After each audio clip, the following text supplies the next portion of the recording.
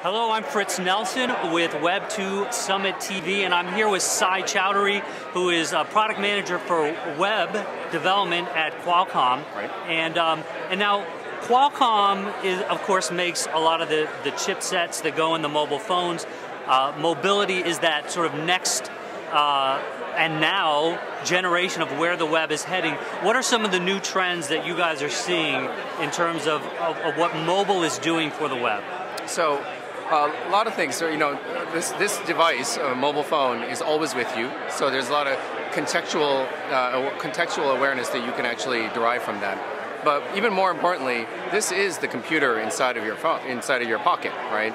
So as we move forward, this kind of smartphone or superphone, as people are talking about that, is going to evolve to have even more capabilities. And when I'm talking about evolve, I'm talking about going from a single processor core that runs at 1 gigahertz, like the Snapdragon platform, to dual processor cores that run above 1 gigahertz. So let's talk about that a little bit. I mean, Eric Schmidt says that these phones have as much processing power as the computers he was selling back at Sun.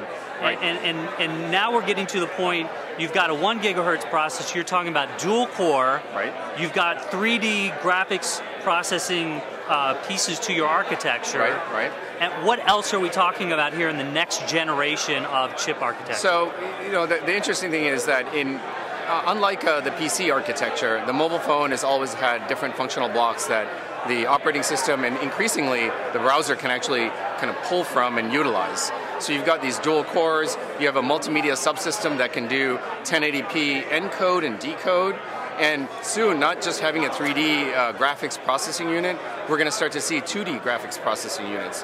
For example, what will that do? One of the things is that triangles are really, really important for gaming.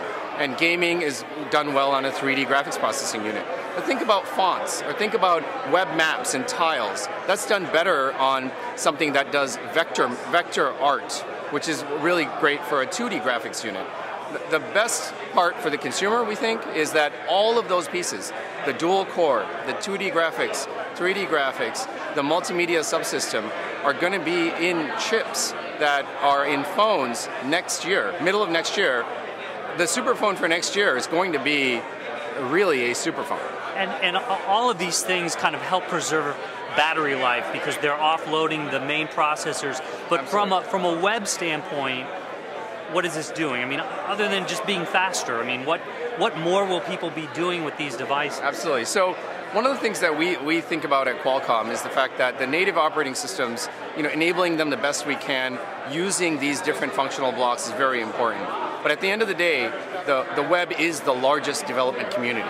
And so how do we take that development community and bring them to mobile such that the end user doesn't know it's a web app or a native app, right? And also bring the web experience so the end user gets snappy response, snappy page download, the part of the web page they're looking at comes in right away. So all of these kinds of things are what actually my group's working on around web technologies to really optimize the web browser, the parts that many companies are using, WebKit, the V8 JavaScript engine, and really optimize that for the functional blocks on our chipsets. And we're upstreaming all that stuff because at the end of the day, it will help Qualcomm. We want it to help us, but at the end of the day, we want it to help the entire mobile community. That helps Qualcomm as well. Now, the theme of the Web2 Summit for 2010 is points of control. What does that mean in the mobile industry? I think with the mobile industry, where in the last few years, a lot of the growth of mobile has been around the use of innovative apps, right? The developers writing some really cool, innovative apps. And yes, you've seen a lot of different operating systems emerge that are quite strong. And so there are points of control around those operating systems, whether it's from the iPhone or Android to RIM, all the way through to the most recent ones, like Nokia's announcement around MeeGo.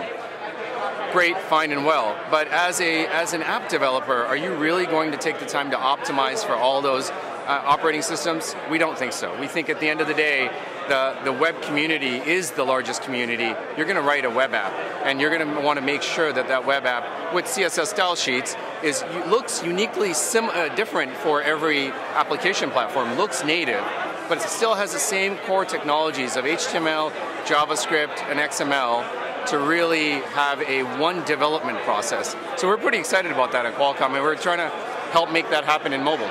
Great. Cy Choudhury, who is with Qualcomm. You can check out more of these videos at Web2 Summit TV at web2.0.com. Thank you for joining us.